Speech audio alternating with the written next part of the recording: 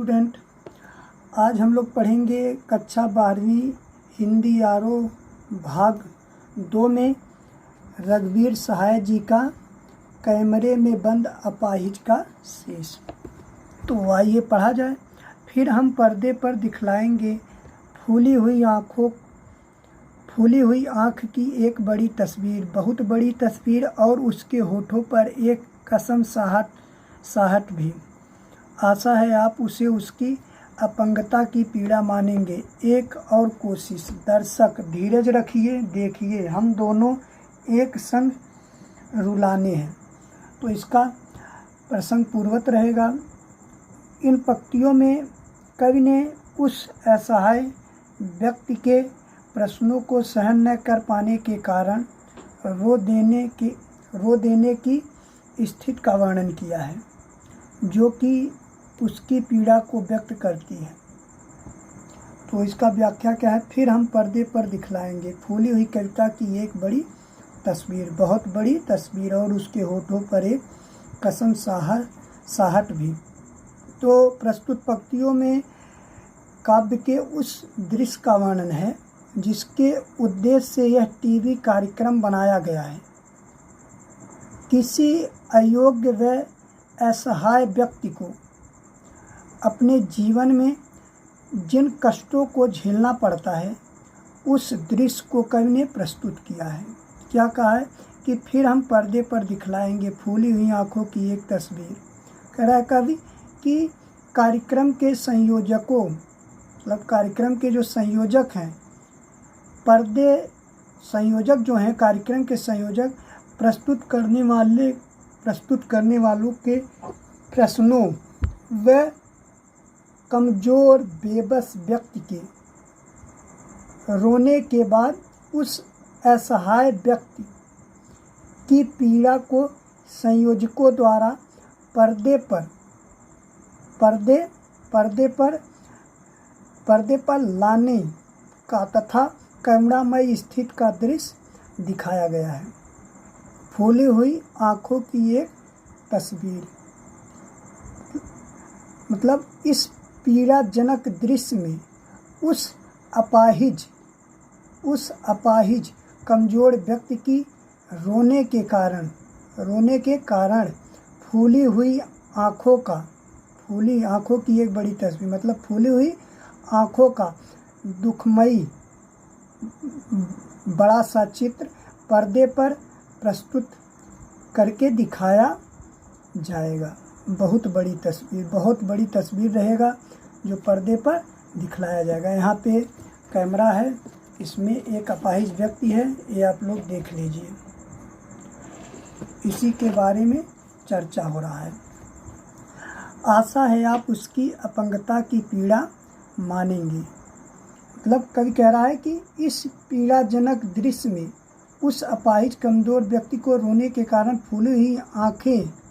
फूली हुई बड़ी बड़ी आँखें हैं उसकी, किसकी? अपाहिज व्यक्ति की दुखमयी चित्र पर्दे पर बहुत तस्वीर जो रहेगा, दृश्य बहुत बड़ा दिखाया जाएगा। और इस दृश्य में और उसके होठों पर एक कसम साहट भी, और इस दृश्य के साथ उसके होठों पर उसके हिचकिचाते हुए उस घबराहट का दृश्य भी क्या किया जाएगा? प्रस्तुत किया जाएगा, जो कि उसके दुख, पीड़ा, दर्द, यातना, वेदना को प्रकट करेगा। कार्यक्रम के संयोजक चाहते हैं कि इस दृश्य द्वारा एक अपाहिज की पीड़ा को दर्शक वर्ग तक पहुंचाया जाए और दर्शक उसको क्या करे? समझ सके। इस प्रकार इन पंक्तियों द्वारा दर्शक के हृदय में करुणा जागृत करने का क्या किया गया है? उद्देश्य स्पष्ट किया गया है। एक और कोशिश। दर्शक धीरज रखिए, देखिए हम दोनों एक संग रुलाने हैं। तो इसमें कवि ने कहा है कि, मतलब प्रस्तुत पंक्तियों में कवि ने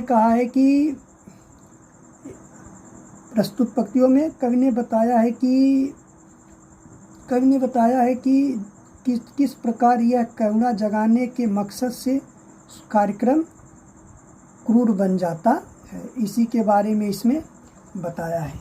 कवि कह रहा है कि एक और कोशिश दर्शक धीरज रखिए। मतलब जब दर्शक मतलब दृश्य से व्याकुल हो जाते हैं, उनको पसंद नहीं रखता है, तो पत्रकार या जो मीडिया वाले होते हैं वो कहते हैं एक और कोशिश दर्शक, मैं एक और कोशिश करूँगा, आप लोग क्या करिए, धीरज रखिए, हम दोनों एक संग रोएंगे और रुलाएंगे। इसी के बारे में बता रहा है कि प्रस्तुत पंक्तियों में समाज के प्रति संवेदनशील कार्यक्रम प्रस्तुत करने वाले संयोजक किसी कमज़ोर अपाहिज के ऊपर टीवी कार्यक्रम प्रस्तुत कर दर्शक के हृदय में करुणा व पीड़ा का संचार करना चाहते हैं, परंतु दर्शक जब उसके विचारानुसार इसकी पीड़ा में करुणा को नहीं पाता, तो यह दर्शक की एक बार फिर से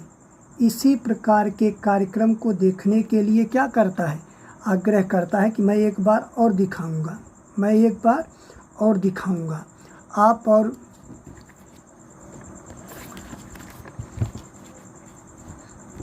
आप और वह दोनों कैमरे बस करो, नहीं हुआ रहने दो, पर्दे पर वक्त की कीमत है, अब मुस्कुराएंगे हम। तो परंतु किसी भी दर्शक द्वारा किसी की पीड़ा को बहुत बड़े दर्शक वर्ग तक पहुँचाने के लिए स्वयं व्यक्ति की सहनशीलता होने तथा दूसरों को संवेदनशील बनाने का दावेदार होता है, परंतु यदि उस व्यक्ति का रवैया संवेदनशील है तो वह दूसरों को करुणा का असहाय नहीं करवा सकता। इसलिए यह कार्यक्रम इतना मतलब सफल नहीं हो सकता। और दोनों का सफल नहीं हो सकता। ऐसा न होने पर बस करो, नहीं हुआ रहने दो। ऐसा न होने पर कार्यक्रम का समापन करना चाहता है, क्योंकि उसमें दूसरों के प्रति संवेदनशीलता न होकर केवल क्या है, स्वार्थ है। पर्दे पर वक्त की कीमत, अब मुस्कुराएंगे हम। मतलब कह रहा है कि इस प्रकार कार्यक्रम समापन पर संयोजक मुस्कुराते हुए कहता है, क्या कहता है कि आप देख रहे थे सामाजिक